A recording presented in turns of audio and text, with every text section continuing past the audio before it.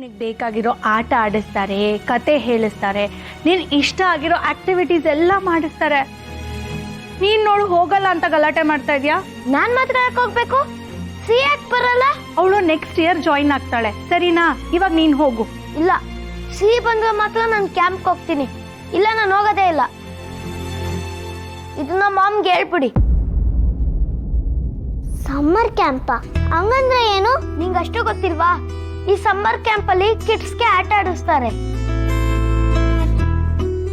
Game, story telling, drawing ಎಲ್ಲ ಇರುತ್ತೆ. ಹೌದಾ? ನಿನ್ನ ಅಣ್ಣನ್ಗೆ ಹೋಗು ಅಂದ್ರೆ ಸಿಹಿ ಬಂದ್ರೆ ಮಾತ್ರ ಹೋಗೋದು, ಇಲ್ಲಾಂದ್ರೆ ಹೋಗಲ್ಲ ಅಂತ ಹೇಳ್ತಾನೆ ನೋಡು. ನಾನು ಅನಿಗೆ ಜೊತೆ ಹೋಗ್ತೀನಿ. ವಾವ್, ಸಿಹಿ ನೀನ್ ಬರ್ತೀಯಾ? ಹಂಗಂದ್ರೆ ನಾನು ರೆಡಿ. ಚಿಕ್ಕಿ, ನಾನು ಹೋಗ್ತೀನಿ.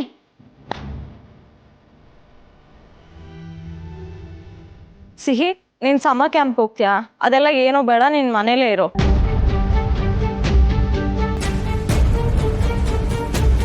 ಯಾಕಮ್ಮ ಸೀತಾ, ಅವಳು ಹೋಗೋದು ಬೇಡ ಅಂತಿದ್ಯಾ? ತಾತ, ನನಗೆ ಸಿಹಿನ ಎಲ್ಲೂ ಕಳ್ಸಕ್ ಇಷ್ಟ ಇಲ್ಲ.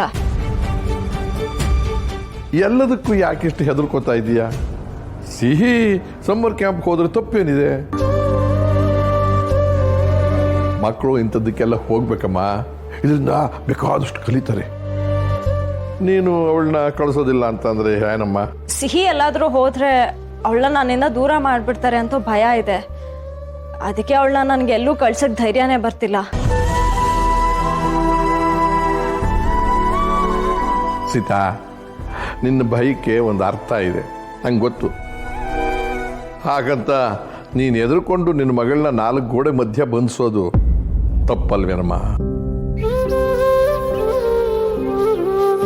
ಹೌದು ಕಣೆ ಸೀತಾ, ಅವಳು ಸಮ್ಮರ್ ಕ್ಯಾಂಪಿಗೆ ಹೋಗ್ಲಿ ಕಣೆ. ಮಕ್ಳಿಗೆ ಸಮ್ಮರ್ ಹಾಲಿಡೇಸ್ ಕೊಡೋದೇ ಎಂಜಾಯ್ ಮಾಡ್ಲಿ ಅಂತ ತಾನೆ. ಕಳ್ಸಿ ಅವಳನ್ನ.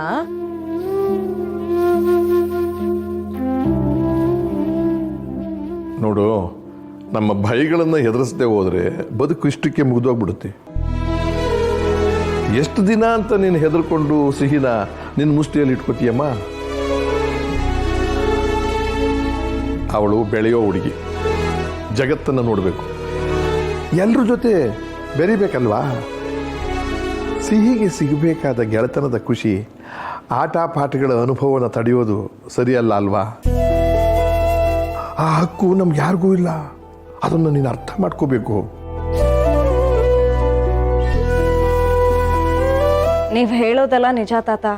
ನೀವ್ ಹೇಳ್ತಿರೋ ಮಾತುಗಳು ಇಲ್ಲಿಗೆ ಅರ್ಥ ಆಗತ್ತೆ.